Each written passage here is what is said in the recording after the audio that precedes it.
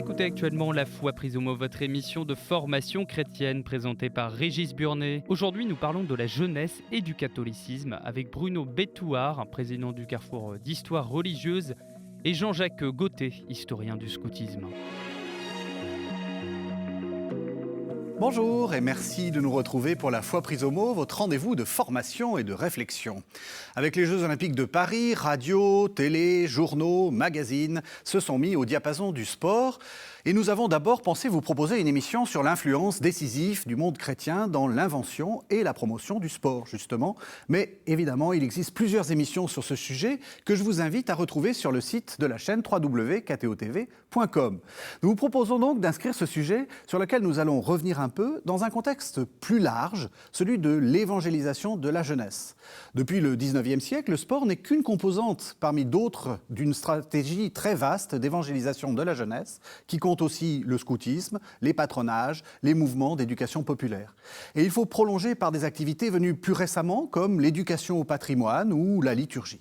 Alors, pourquoi l'Église s'est-elle ainsi consacrée avec autant d'énergie à l'évangélisation de la jeunesse? Et comment s'y est-elle prise? Et comment continue-t-elle à s'y prendre? Voilà les questions que je vais poser à mes deux invités. Bruno Bétouard, bonsoir. Bonsoir. Vous êtes historien, vous êtes président du Carrefour d'Histoire religieuse. Alors, on va revenir sur ce que c'est que le Carrefour d'Histoire religieuse.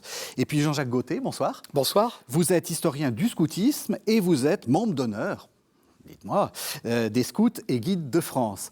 Alors peut-être pour commencer, Bruno Bétouard, qu'est-ce que c'est que le Carrefour d'Histoire religieuse dont vous êtes le bienheureux président?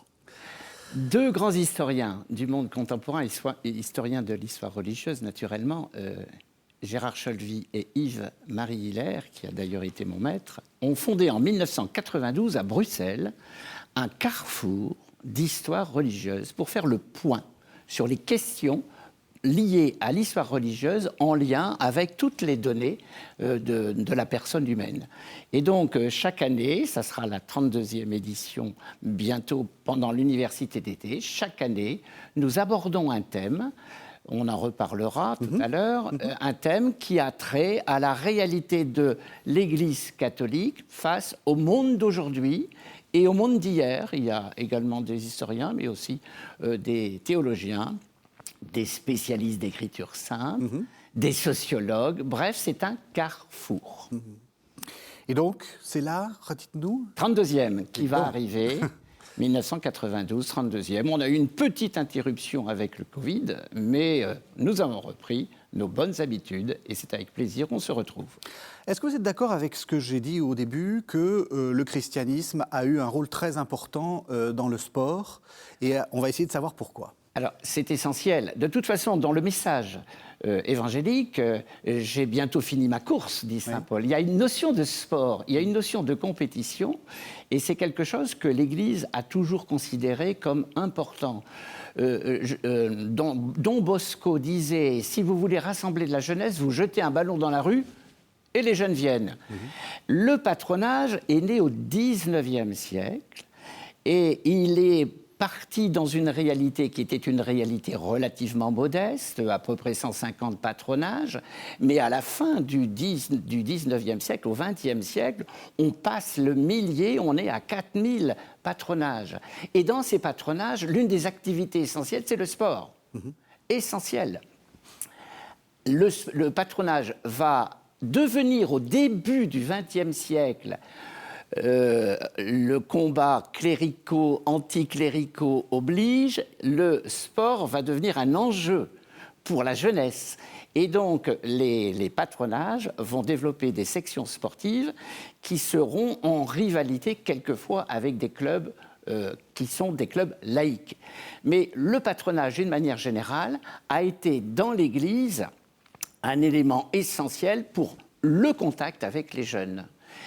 Dans les années... Alors, l'apogée numérique du patronage, c'est au début des années 1950, mais on a déjà un reflux durant l'entre-deux-guerres. Pourquoi ?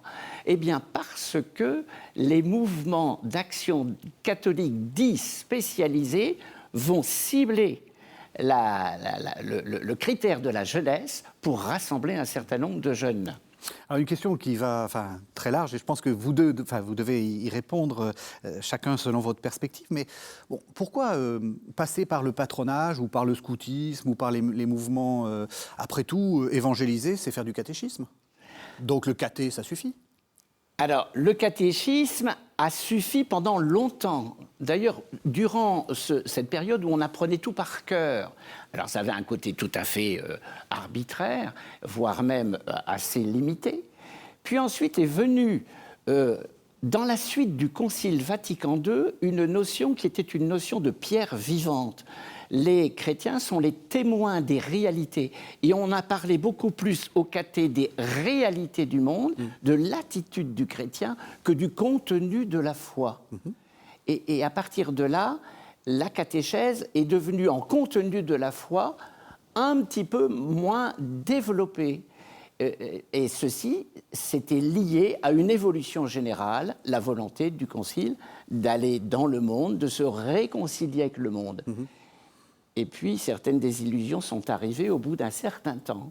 Et le catéchisme de l'Église catholique Jean-Paul II, 1992, est un début de retour au contenu qui va petit à petit reprendre. Donc, oui, aujourd'hui, pendant un certain temps, c'était plus du témoignage.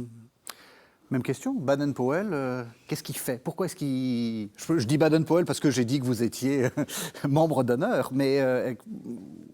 Baden-Powell,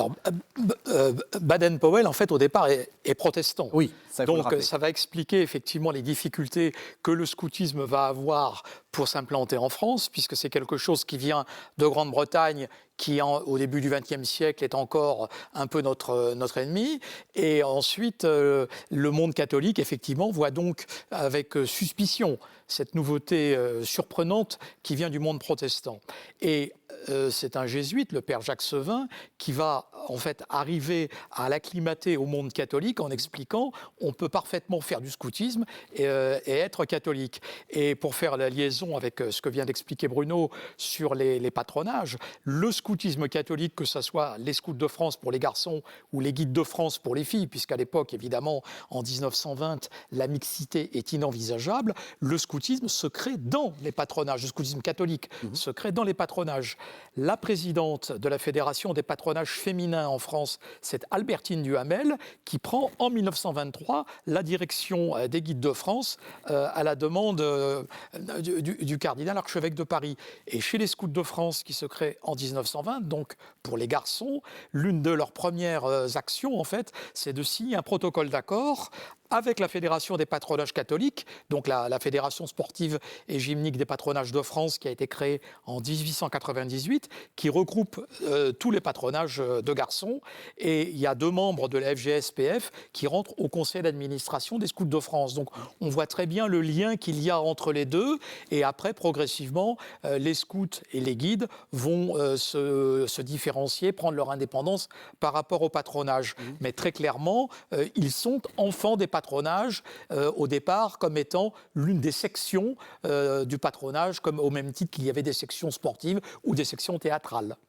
Alors, le but, c'était quoi? C'était de s'occuper des jeunes parce qu'on trouve que les jeunes, c'est très bien, etc. Ou de contrebalancer l'influence des communistes, enfin des socialistes d'abord, puis après des communistes, etc. Il y a une volonté chez les promoteurs du scoutisme catholique de toucher l'ensemble de la jeunesse. Il y a un débat aujourd'hui qui est oublié, c'est le nom. Quel nom faut-il donner à l'association ? Et un certain nombre de gens disent, notamment des prêtres, disent il faut les appeler scouts catholiques de France. Et le père Sevin dit non. Il faut les appeler scouts de France parce qu'il faut. C'est un mouvement qui doit être universel, qui doit s'adresser à tous en étant catholique, mais qui doit s'adresser à tous. Donc, il ne faut pas faire apparaître l'adjectif catholique dans le nom de l'association. Et c'est cette solution-là qui effectivement sera retenue. Donc, il y a une volonté d'aller vers tous et de la part du père Sevin d'aller également vers les plus pauvres. Il y a un texte célèbre d'ailleurs qu'il écrit. en direction des enfants les plus pauvres, et ça va même aller beaucoup plus loin, puisque très vite, il va développer le scoutisme pour les handicapés, par exemple pour les handicapés physiques, puis pour les handicapés mentaux. Donc il y a cette volonté de conquête, d'ouverture au monde et de conquête qui est présente dès le début, aussi bien d'ailleurs chez les garçons que chez les filles. C'est ça, même question pour les patronages. Est-ce que c'est aussi cette idée très 19e siècle d'une sorte de reconquête? La Révolution nous a fait perdre ce beau terreau que nous avions et il faut le reconquérir. Est-ce qu'il y a quelque chose dans cet ordre-là? C'est évident. Il y a à l'évidence la volonté de tout restaurer, c'est la notion de restauration, omnia restaurate in Deo. Donc il faut tout remettre dans une église qui est une église universelle, catholique et universelle. Et justement, pour contrebattre les idéologies qui sont athées, anticléricales, le socialisme, le laïcisme qui commence à se développer. Mais petit à petit, la notion de stratégie pastorale va prendre le pas sur cette volonté de contrecarrer. On passe de la notion d'une chrétienté qui est une forteresse assiégée, que l'on défend, à une volonté, et le Concile Vatican II s'en est l'aboutissement, à une volonté de s'enfouir dans le monde et d'avoir une pastorale au sein du monde qui permette de toucher également la jeunesse par l'amour de la nature, par le sens de la discipline. C'est une partie de la jeunesse, mais c'est une jeunesse qui incontestablement s'y retrouve. Vous retrouvez maintenant La Foi prise au mot, votre émission de formation chrétienne présentée par Régis Burnet. Aujourd'hui, jeunesse et catholicisme. Avec Bruno Bétouard, président du Carrefour d'Histoire religieuse, et Jean-Jacques Gauthier, historien du scoutisme. Du coup, ça pose la question de peut-être la pédagogie, de prendre en compte cet âge particulier qu'est la jeunesse. Enfin, je veux dire, quand on regarde l'histoire de l'Église, on voit bien que pendant très longtemps, et même l'histoire de l'humanité, tout simplement, enfin, ou l'histoire de la civilisation occidentale, les jeunes, ça n'existe pas. Il y a juste des petits êtres en devenir, et puis on les traite comme des petits adultes. Là, on sent qu'il y a quelque chose de très important. C'est la pédagogie pour les jeunes. Alors Baden-Powell, justement, c'est vraiment là qu'il fait preuve de génie, va effectivement différencier un système de tranche d'âge, ce qui est quand même tout à fait nouveau. Donc, il va d'abord s'intéresser aux jeunes de 12 à 17 ans, donc ce qu'il appelle les éclaireurs, les Boy Scouts. Ensuite, il y aura les plus jeunes, les louveteaux. Il va créer un imaginaire autour du livre de la jungle de Rudyard Kipling. Puis après, il s'intéressera aux aînés. Et il y aura la même chose chez les filles, avec d'abord les éclaireuses, les adolescentes de 12 à 17 ans, puis les Jeannettes, les petites filles, et des guides aînés. Donc, effectivement, on va avoir ce système de différenciation de tranches d'âge de façon à répondre au centre d'intérêt de ces différentes tranches d'âge. Et après, dans les années 60, il y aura certaines associations, notamment les Scouts de France et les Guides de France, procéderont à des évolutions pédagogiques en scindant la tranche d'âge 12-17 ans en deux, ce qui créera de nombreux débats, voire même des scissions. Mais il y a toujours cette volonté de répondre effectivement aux besoins contemporains de la jeunesse. Alors Bruno Bétouard, est-ce que c'est la même chose pour les patronages? Est-ce qu'il y a une pédagogie différenciée ou une prise en compte des différences d'âge? D'ailleurs, peut-être, avant que vous répondiez à cette question, on fait quoi dans un patronage? Alors, dans un patronage, on a un règlement qui organise, en général, c'est le jeudi, parce que c'était à cette époque-là le jeudi, oui. On organise la demi-journée, ou voire la journée, et on commence par la prière. Il y a des activités d'information, de catéchèse, entre guillemets, adaptées. Et puis, il y a toute une séance de jeux. Alors, jeux collectifs, le sport y tient une place importante, mais c'est un rassemblement de populations diverses dans un quartier, et le patronage est en quelque sorte le point de référence où les parents aiment venir déposer leurs enfants et les récupérer ensuite. C'est vraiment un lieu où le prêtre est au centre, avec sa soutane, il joue au football avec les petits qui sont dans le patronage. Cette notion de patronage, d'ailleurs, ça fait référence au devoir des classes dites supérieures. Les patrons. Les patrons, ils avaient, en quelque sorte, à rendre ce qu'on leur avait donné au point de vue de l'éducation de la jeunesse. Il y avait vraiment un côté interclasse qui a disparu petit à petit, mais c'était vraiment une école d'éducation populaire. Et donc, on fait attention à la jeunesse, on développe une pédagogie particulière. Est-ce que c'est un lieu pédagogique important dans la France des années 20 ou 30 ? C'est un lieu qui fixe un certain nombre d'objectifs et qui va donner des fruits extrêmement féconds, parce qu'on juge l'arbre à ses fruits.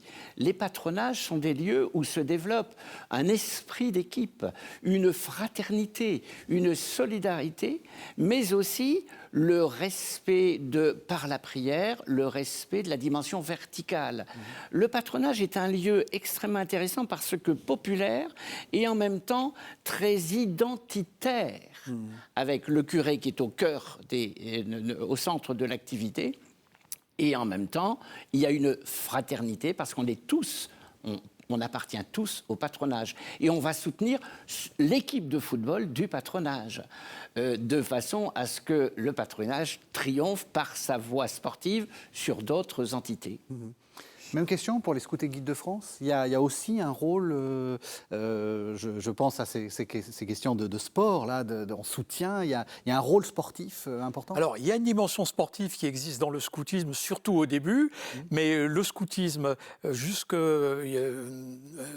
dans les années 40, voire le début des années 50, est même parfois considéré en tant que tel comme un sport. Il y a des rubriques de scoutisme dans un certain nombre de journaux.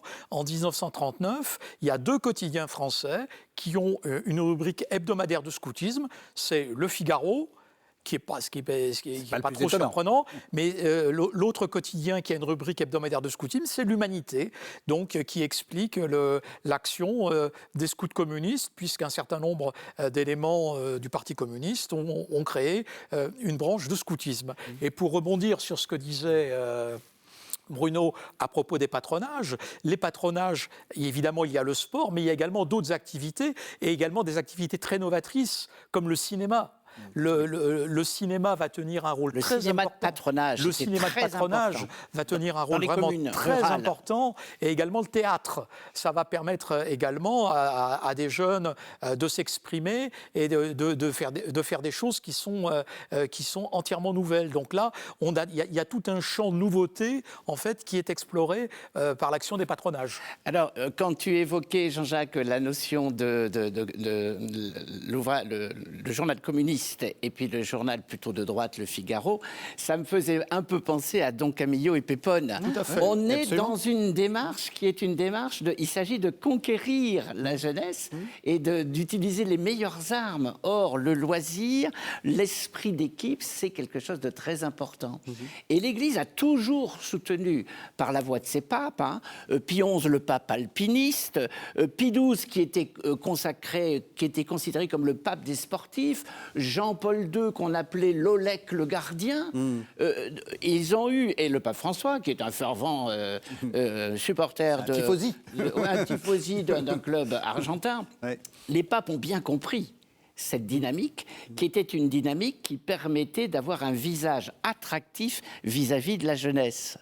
Et ça, je crois que c'est très important de voir que l'Église a le souci de la réalité. Ceci dit, le sport, et c'est là qu'on voit l'évolution, le sport va évoluer vers un professionnalisme qui ne plaît pas à l'Église, qui voit, et le pape François l'a rappelé récemment, la valeur du sport, c'est un esprit amateur.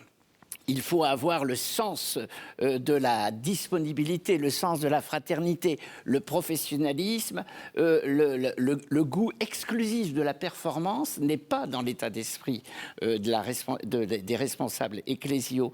Et en même temps, ces patronages qui ont une section sportive vont petit à petit devenir des clubs professionnels. Un exemple cité par Yvan Tranvouez, Brest, il y avait une section du patronage, l'Armoricaine, qui était de football, et le Stade de Brest va devenir un club de football professionnel qui n'a plus du tout cette idée d'initiation de la jeunesse. C'est devenu une activité professionnelle avec tous ses avantages, mais aussi tous ses dérives, tous ses risques. Hein, le problème de l'argent, le problème de la difficulté, de l'esprit de compétition poussé à outrance. Hein. Donc le sport évolue et l'Église va se retrouver dans une sorte de hiatus entre sa volonté de fraternité et un sport qui glisse dans le professionnalisme. On le voit très bien dans les Jeux Olympiques, avec le baron Pierre de Coubertin, qui fonde les Jeux Olympiques avec une citation plus vite, plus haut, plus fort, Citius, Alcius et Forcius, qui est inspirée par le père Didon, qui était un grand pédagogue qui avait été animé un établissement, le collège Albert le Grand, qui était extrêmement réputé pour ses activités sportives. Eh bien, ces activités sportives vont finalement, petit à petit, devenir de plus en plus professionnelles. Le baron de Coubertin, sur lequel les historiens émettent un certain nombre de réserves, mais qui peuvent être plus ou moins justifiées. Surtout des réserves politiques. Voilà. Enfin, il a eu quelques le baron de Coubertin a vu son esprit initial d'amateurisme pur disparaître. De même que Jules Rimet, qui a été à l'origine de la fondation de la FIFA et donc de la Coupe du Monde, c'était quelqu'un qui avait fondé un club, qui était un club d'esprit de patronage, le Red Star, et il a voulu créer une compétition, non seulement nationale, mais aussi, et c'est intéressant, une dimension internationale. Et ça a échappé aux fondateurs pour devenir une organisation professionnalisée. Alors on va sortir un peu du monde sportif. On a déjà commencé avec le scoutisme, avec les patronages. Peut-être expliquer qu'est-ce qui s'est passé, parce que les patronages ont un peu disparu, ou disons sont en perte de vitesse. Alors pas toujours. Hein. On voit bien que par exemple en Belgique, que vous connaissez bien, ils ont encore une très forte influence. Hein. Il y a même une légère renaissance du patronage dans certains quartiers urbains. Parce que ce qui est très curieux, c'est que les patronages au départ, c'est dans les villes, les grandes villes, et puis ensuite les patronages vont se replier sur les zones rurales et les terres de chrétienté. Mais aujourd'hui, il y a une telle déchristianisation, entre guillemets, que le patronage est quelquefois un atout pour le prêtre. Justement, donc le patronage est encore un peu vivant à certains endroits, mais on sent bien qu'il y a eu un reflux du patronage, si on peut dire. Au profit de quoi ? Qu'est-ce qui a, entre guillemets, tué le patronage ? Alors, il est certain que l'essor du scoutisme a en partie... vous avez eu sa peau au patronage. a en partie beaucoup gêné les patronages. Alors, il y a eu des tentatives de rénovation des patronages. La plus connue, c'est la création des Cœurs Vaillants, des âmes vaillantes, qui a vraiment beaucoup contribué à revivifier les patronages, en gros, des années 30 aux années 60. Mais il est certain que l'évolution de l'Église, notamment après le Concile de Vatican II, il y a toute une partie du clergé au nom de l'ouverture au monde qui a considéré que les activités de patronage, c'était bien gentil, mais c'était maintenant quelque chose de daté, et que les activités, le vicaire qui s'occupait du sport ou qui s'occupait du cinéma, maintenant il y avait des choses plus importantes à faire. Et effectivement, il est probable que on a fait disparaître probablement un peu hâtivement des formules qui permettaient effectivement à l'Église d'aller dans des milieux, dans des milieux populaires. Le scoutisme, effectivement, s'est beaucoup développé dans les années 60, avant lui-même de subir un reflux important dans les années 70-80, parce qu'il y a eu des contestations internes, parce qu'il y a eu également des scissions internes. Donc on voit bien que l'activité générale des mouvements de jeunesse dans l'Église, il y a ce phénomène de flux et de reflux qui avait été bien analysé par des historiens comme Yves-Marie Hilaire ou comme Gérard Cholvy. Et alors, pour rebondir également sur ce que disait tout à l'heure Bruno, il a prononcé le nom de Pierre de Coubertin, qui est évidemment très connu comme le réinventeur des Jeux Olympiques. Mais ce qui est beaucoup moins connu, c'est que Pierre de Coubertin est l'un de ceux qui a introduit le scoutisme en France en 1911. Oui. Les éclaireurs français, donc, qui sont la toute première association française de scoutisme qui a aujourd'hui disparu, qui a fusionné avec les éclaireurs de France. Les éclaireurs français sont créés par Pierre de Coubertin, qui considère le scoutisme comme une forme de sport, finalement, et qui milite pour l'introduction de cette nouveauté venue de Grande-Bretagne en 1911 en France. Donc on voit bien qu'il y a ce phénomène de flux et de reflux, il est présent à tous les niveaux. On peut parler de l'Action catholique de l'enfance, peut-être. Oui, c'est ça, justement. Qui, justement, était la solution de rénovation d'une activité. On voulait lui redonner un visage qui était plus en adéquation avec l'esprit du temps. C'est la continuation des Cœurs Vaillants. Donc, voilà. Les Cœurs Vaillants, donc, qui sont créés à partir de 1929, qui édite un journal qui est très connu parce que c'est lui qui, en France, va publier Tintin, oui. Les aventures de Tintin, le reporter Tintin. Et donc, dans les années 60, la tentative de rénovation des Cœurs Vaillants, c'est la création de l'Action catholique de l'enfance. Bon, aujourd'hui, effectivement, l'Action catholique des enfants est un mouvement qui est plutôt en déclin. Les effectifs sont beaucoup plus faibles, par exemple, que ceux du scoutisme et sont marqués surtout par une décroissance régulière. Alors, ça peut effectivement interroger sur le modèle de l'Action catholique tel qu'il a été au départ voulu dans les années 30. Il y a eu des mouvements très forts d'Action catholique. Oui, justement, qu'est-ce que c'est que l'Action catholique ? On en parle assez souvent, mais c'est quoi le principe ? L'idée, au départ, de l'Action catholique, donc, qui apparaît dans les années 30 sous le pontificat de Pie XI, c'est l'évangélisation du milieu par le milieu. Donc, on va évangéliser les lycéens par les lycéens, les ouvriers par les ouvriers, les milieux indépendants par les milieux indépendants, et les enfants par les enfants. Donc c'est un modèle qui effectivement a connu son heure de gloire, notamment l'exemple, ça a vraiment été la JOC, la jeunesse ouvrière chrétienne, et aujourd'hui ce modèle effectivement semble être en crise, puisque la plupart des mouvements d'action catholique ne publient plus leurs effectifs, et on sait que pour ceux qui le font, les effectifs sont plutôt nettement en décroissance. Alors, est-ce que ça veut dire que le modèle est en crise, qu'il ne fonctionne plus, ou est-ce que c'est simplement une phase de reflux après une phase de flux qui a été très importante ? Oui, mais c'est important, c'est ce que vous disiez du scoutisme. Peut-être que beaucoup de nos téléspectateurs sont restés sur l'idée de la crise du scoutisme.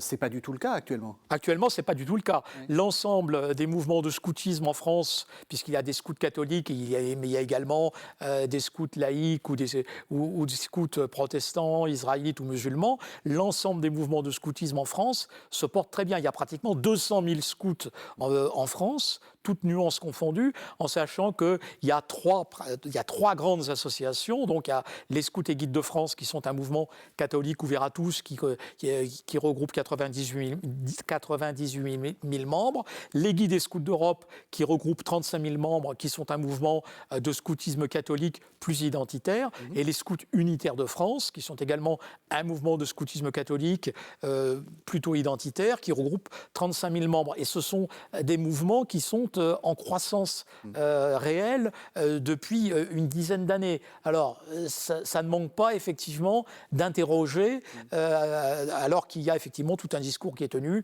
sur le désengagement de la jeunesse ou sur son manque d'intérêt pour ce type d'activité. Et il ne faut pas oublier, parce qu'on a beaucoup de téléspectateurs qui nous regardent depuis l'Afrique, c'est aussi en expansion, c'est un mouvement très très important. Alors, au niveau mondial, c'est un mouvement très important. Ouais. Il y a 57 millions de scouts dans le monde au sein de l'Organisation mondiale du mouvement scout, et il y a 10 millions de jeunes filles au sein de l'Association mondiale des guides et éclaireuses. Donc, scouts, guides et éclaireuses, c'est effectivement le premier mouvement de jeunesse au monde. Alors, c'est un mouvement de jeunesse dont l'une des particularités, c'est d'être marqué par sa dimension interreligieuse. Oui. Le scoutisme, et Baden-Powell l'avait très clairement lancé dans cette perspective, le scoutisme regroupe des jeunes de toute religion, hein, et très schématiquement, c'est le salut scout qui rappelle les 3 obligations du scout: le devoir envers soi-même, le devoir envers les autres, le devoir envers Dieu.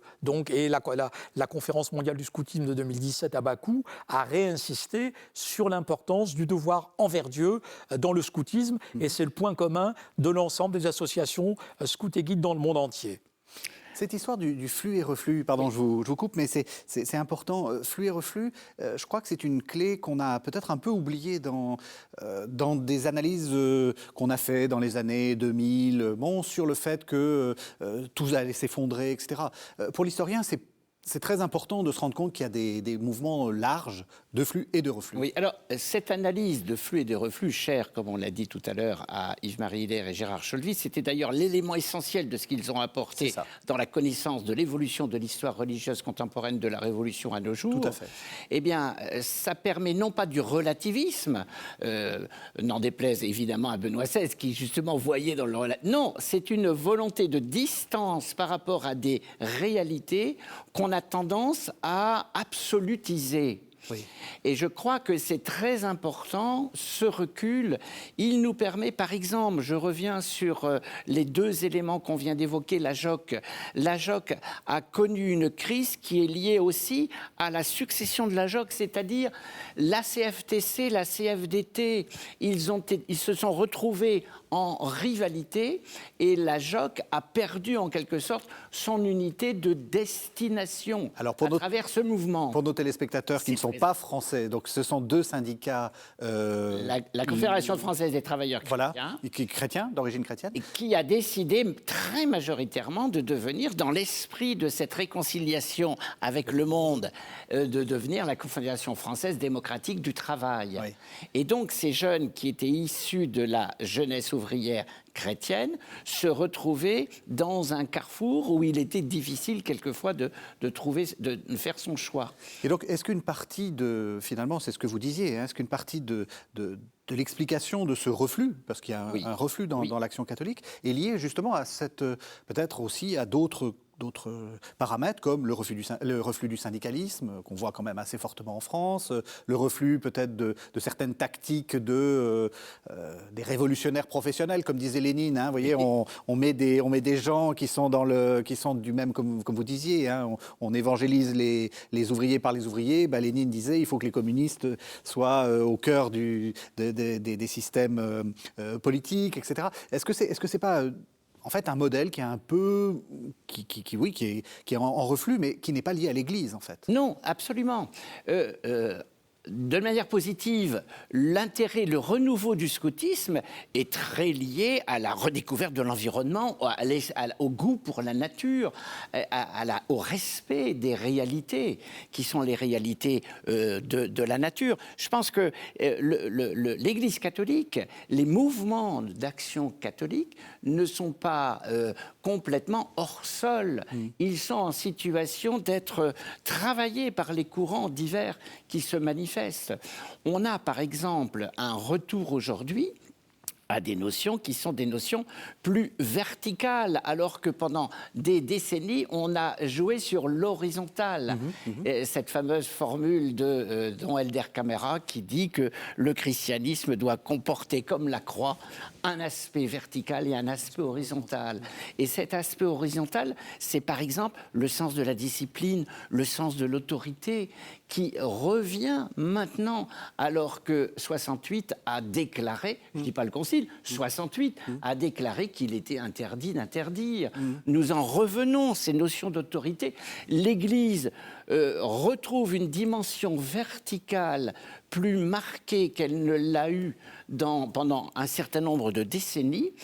C'est à la fois l'esprit du temps, mais c'est une logique qui existait dans l'Église dans les siècles précédents. Est-ce que c'est le cas aussi du scoutisme? Parce que Pardon, mais ça a fait. Il y a eu il y a quelques années une émission un petit peu qui a fait un peu de bruit ici à KTO, où on disait le scoutisme a un peu perdu ses références religieuses, etc. Est-ce que justement, il y a ce que vous dites de cette grande réunion de 2017, est-ce qu'il y a un retour vers plus, peut-être pas explicite, mais un retour vers le devoir à Dieu, etc. Est-ce que c'est pas cette adaptation finalement à l'esprit du temps que le scoutisme est en train de faire? Alors, pour ce qui concerne les Scouts et Guides de France, l'association peut se présenter finalement en 3 tiers. Il y a un tiers des membres de l'association qui est issu de familles et de milieux qui sont directement liés à l'Église. Il y a un tiers qui est à peu près qui est issu de milieux qui ont été baptisés mais qui ont perdu le contact avec l'Église. Et il y a un tiers qui est sans religion. Donc c'est toute la difficulté effectivement d'un mouvement qui est un mouvement catholique, clairement catholique, qui a un statut canonique notamment. Mais qui veut être ouvert à tous. Donc effectivement, la dimension de conquête, il y a une dimension de conquête qui est toujours présente chez les Scouts et Guides de France, et donc on va s'adresser effectivement à des jeunes qui n'ont plus de référence religieuse. Alors il n'y a pas que ça évidemment chez les Scouts et Guides de France, mais c'est tout l'exercice, c'est toute la difficulté de l'exercice d'avoir des responsables, des cheftaines et des chefs qui effectivement doivent, qui eux-mêmes progressent avec difficulté dans les questions de foi, comme nous tous, et qui doivent en même temps aider des jeunes dans leur démarche. Et en même temps, on assiste à des phénomènes qui sont tout à fait intéressants. Aujourd'hui, face au manque de prêtres chez les Scouts et Guides de France, on assiste à la naissance de ce qu'on appelle les accompagnateurs Cléophas. Ce sont donc des laïcs, des hommes et des femmes qui accompagnent au plan religieux les jeunes, en plus de l'action des prêtres, puisque de toute façon, des prêtres, il y en aura de moins en moins. Et en même temps, on assiste également à une remontée du nombre des confirmations, des baptêmes. Donc les Scouts et Guides de France, c'est également le vrai pour les autres mouvements de scoutisme catholique, deviennent un lieu de première annonce. Oui. Et c'est un lieu dans lequel, effectivement, des jeunes sont baptisés, des adolescents sont baptisés, voire même des adultes, ou sont confirmés. Récemment, il y a quelques jours, là, à la fin du mois de mai, il y a eu une série de confirmations de responsables scouts et Guides de France en Bretagne. Donc on assiste effectivement à un développement de choses qui sont assez nouvelles et qui vont contribuer certainement à donner un visage différent à l'Église des années qui viennent. Vous retrouvez maintenant La Foi prise au mot, votre émission de formation chrétienne présentée par Régis Burnet. Aujourd'hui, jeunesse et catholicisme. Avec Bruno Bétouard, président du Carrefour d'Histoire religieuse, et Jean-Jacques Gauthier, historien du scoutisme. Sans parler le nombre de prêtres actuels qui sont venus du scoutisme. Enfin, alors, je veux dire, c'est très impressionnant. La dernière analyse, effectivement, de l'origine des séminaristes montre que 56% des séminaristes sont passés par le scoutisme. Alors, 59% d'entre eux sont passés par les servants d'hôtel, 56% par le scoutisme, dont à peu près 35% par les guides et scouts d'Europe, 11% par les scouts unitaires et 5% par les scouts et guides de France. Mais ça montre effectivement qu'ils ne s'adressent pas aux mêmes populations. Les populations visées par les guides et scouts d'Europe et par les scouts unitaires de France sont certainement des populations qui sont beaucoup plus proches de l'Église, alors que les populations touchées par les scouts et guides de France sont des populations qui sont beaucoup plus éloignées. Et là, on est vraiment, effectivement, dans des stratégies de conquête et dans des stratégies de redécouverte, en fait, de ce qu'est le message évangélique pour des populations qui s'en sont beaucoup éloignées. À travers ce que dit Jean-Jacques, on s'aperçoit que dans le scoutisme, comme dans l'Église, il y a plusieurs demeures. Oui, c'est très important, ça. Et cette notion de diversité d'approche, de sensibilité religieuse, de sensibilité ne serait-ce qu'humaine au sens large du terme, c'est quelque chose de très important qui permet justement de prendre ce recul nécessaire pour ne pas faire en sorte qu'une démarche qui est considérée comme pertinente doit le demeurer tout le temps. On s'aperçoit qu'à travers l'Église, il y a eu des éléments très variables. Là, le scoutisme est très important chez les prêtres d'aujourd'hui, qui sont certes en petit nombre, mais il fut un temps, à l'époque de la Révolution, où ils étaient en très très petit nombre. Donc, la notion de flux et de reflux, on n'est pas condamné à voir les prêtres en France disparaître. Je pense que c'est quelque chose qui, quand on a le recul suffisant pour regarder l'histoire de France, on se dit qu'il y a peut-être des points de renaissance. Et j'en cite un, c'est les servants d'hôtel. Oui, très On important. n'aurait pas imaginé, Absolument. dans les fin du XXe siècle, début du XXIe siècle, cette renaissance des servants d'hôtel, et d'ailleurs également des servantes, entre guillemets, d'hôtel, mais des servants d'hôtel, lieu de recrutement des prêtres. Ça fait penser à un retour en force de l'aspect sacré, Oui, absolument. de l'aspect vertical de la liturgie qui doit être belle et donner aux jeunes le sens du mystère.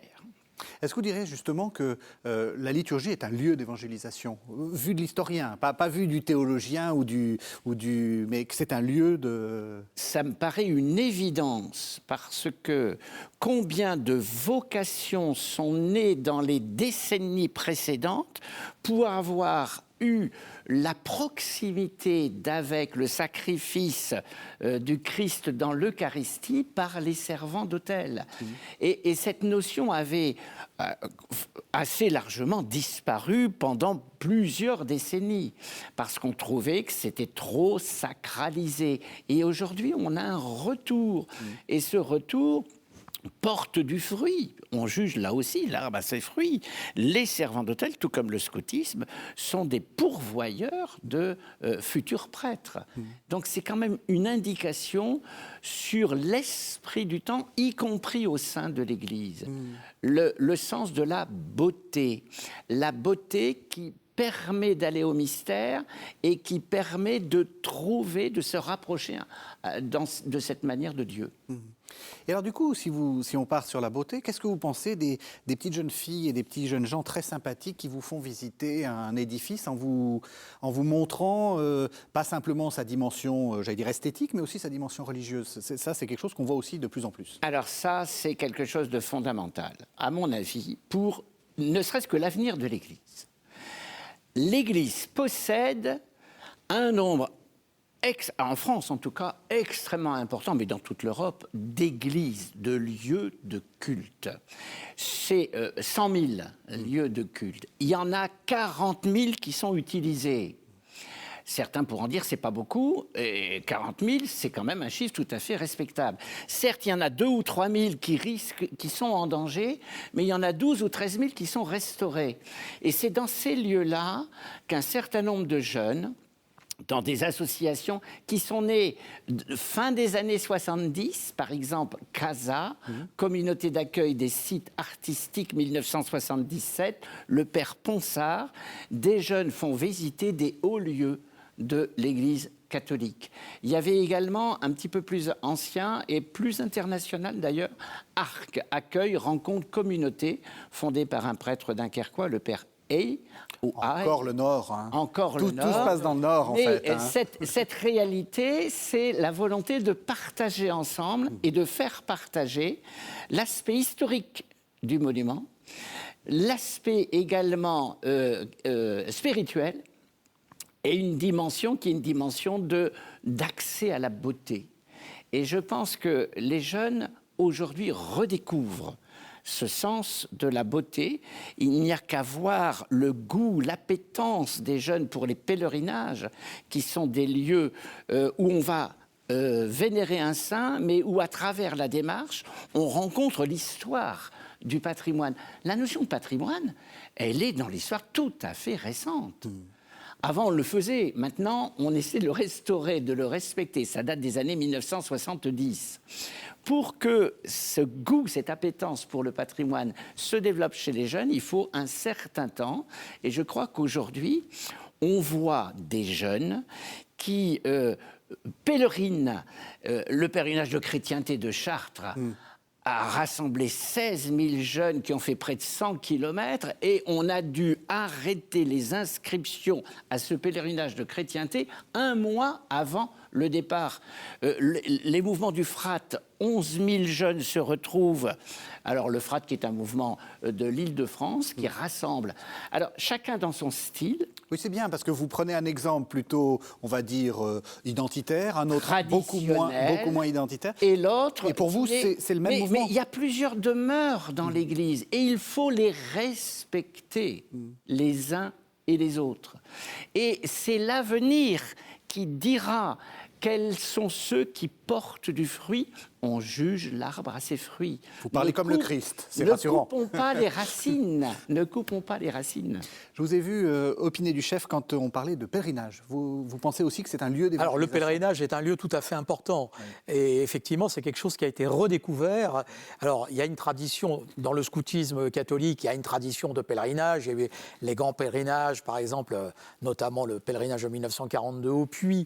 Mais de manière plus contemporaine, effectivement, les jeunes générations ont redécouvert le pèlerinage. Alors, avec la dimension, d'abord la dimension esthétique, mais également la dimension de dépassement physique, oui. Et puis la dimension également de découvrir les hauts lieux, que ce soit le Mont Saint-Michel ou le Mont Saint-Odile. Donc c'est quelque chose également qu'on va retrouver de manière très forte dans le scoutisme, alors qu'effectivement on aurait pu penser là aussi que c'était un type de pratique aujourd'hui quelque peu dépassé.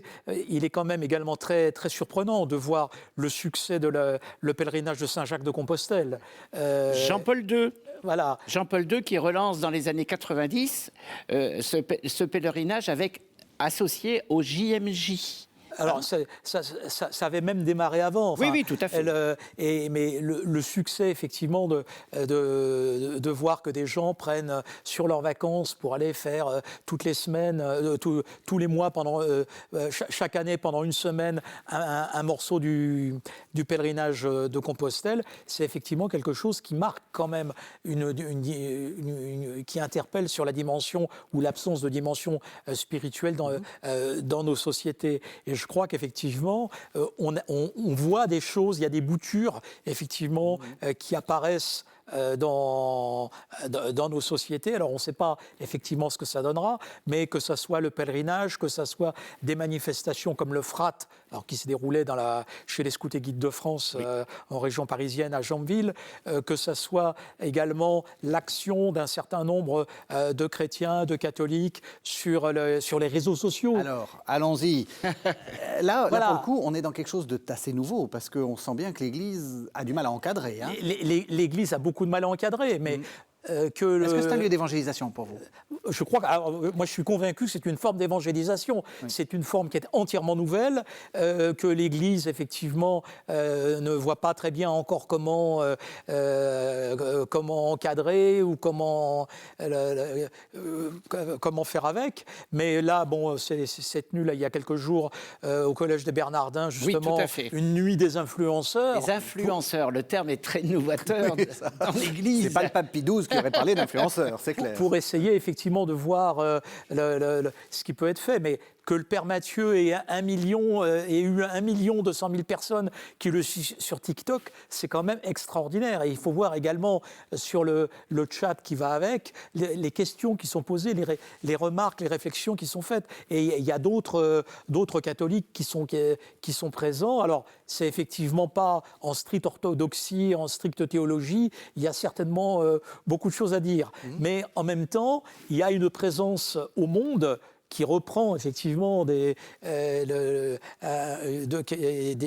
idées là, sur la présence au monde de l'Église. Il y a une présence au monde des jeunes qui est quand même extrêmement interpellante et sur laquelle il va falloir travailler parce que effectivement, il y a là vraiment un point de contact avec des milieux qui sont à des années-lumière des réalités vécues par l'Église. C'est-à-dire, nous sommes entrés dans une révolution électronique qui fait que les sites sont devenus des sites extrêmement importants. Enfin, c'est pas ici à Catéo qu'on va...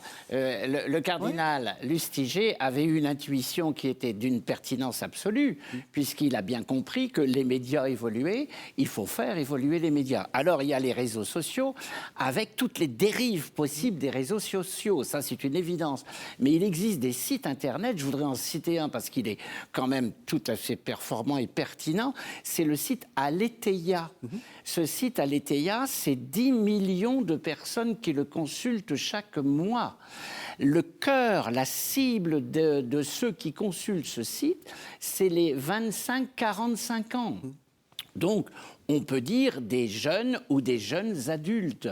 Et je pense que là, de ce point de vue, l'Église se trouve dans une situation d'accompagnement par une technique nouvelle du travail d'évangélisation. Oui, alors il y a aussi les sites de la conférence de conférence France qui ont aussi un très gros... Oui. Et là, on sent que la hiérarchie catholique essaie aussi de porter un message, disons, de contrôler le message. Enfin, et c'est très intéressant de voir ce jeu entre contrôle, pas contrôle. Enfin, je pense que pour l'historien, c'est passionnant. Mais c'est toute l'histoire de l'Église. Dès le départ, il y a des personnes qui dérapent, entre guillemets, par rapport à la doctrine telle que les pères de l'Église l'ont conçue. Donc, c'est constamment une question d'ajustement. Ouais.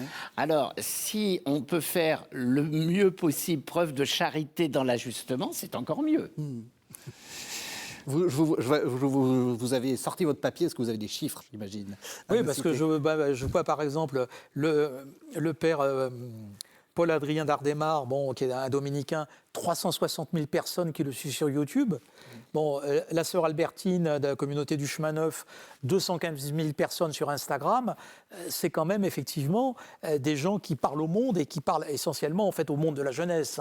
Je crois que là effectivement il y a vraiment une réflexion. C'est plus qu'une réflexion. Enfin, il y a vraiment un travail de fond à faire de la part de l'Église pour savoir comment les aider, les soutenir et puis quel discours également tenir par rapport à tous ces milieux-là.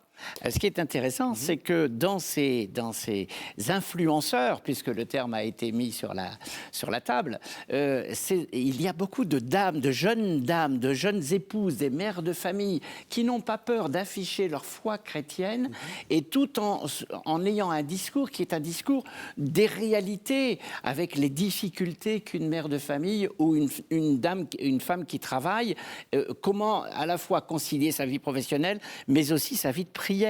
Donc, je pense que ces témoignages-là sont des témoignages qui sont extrêmement importants. Et je crois que l'Église se doit d'être à l'écoute, comme le disait Jean-Jacques, de toutes ces nouvelles manifestations, parce qu'elles sont porteuses de réconciliation avec des personnes qui demeurent malgré tout attirées par le religieux. Prenons un chiffre, parce qu'il faut parler chiffres. 70% des Français en 2024 sont baptisés.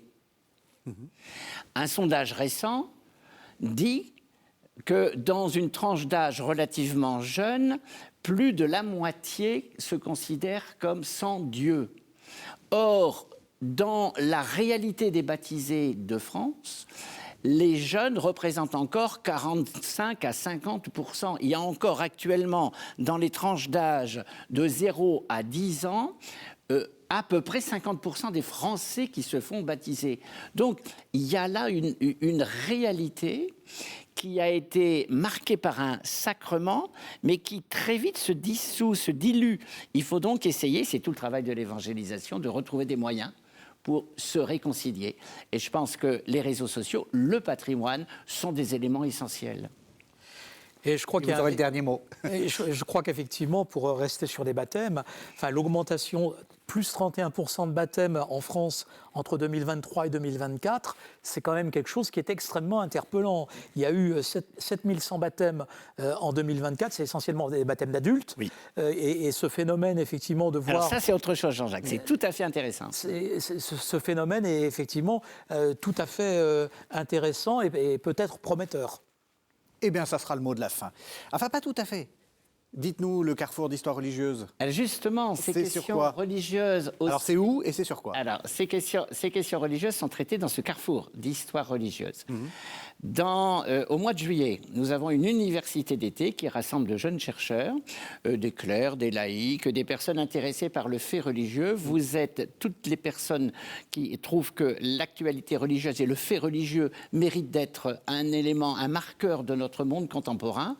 On étudie donc, comme je le disais au début de l'émission, un thème. Cette année, le thème est chaud, c'est la laïcité, perspective de cette laïcité, enjeux et perspectives. Et c'est à... C'est à Amiens, à la maison Saint-François de Sales, à Amiens. Et est-ce qu'on est obligé d'avoir son doctorat en histoire pour venir? Absolument pas. Il faut être intéressé par le fait religieux, comme l'étaient ceux qui sont venus à Chevilly-la-Rue, chez les Spiritains, l'année dernière, où on a traité de la conversion et des convertis. Et si on veut s'inscrire? Si on veut s'inscrire, il y a un excellent site qui est intitulé Carrefour d'histoire religieuse. Tous les renseignements s'y trouvent. Merci. Merci à tous les deux. Merci de nous avoir fait réfléchir à cette longue perspective de l'évangélisation de la jeunesse. Merci de nous avoir suivis.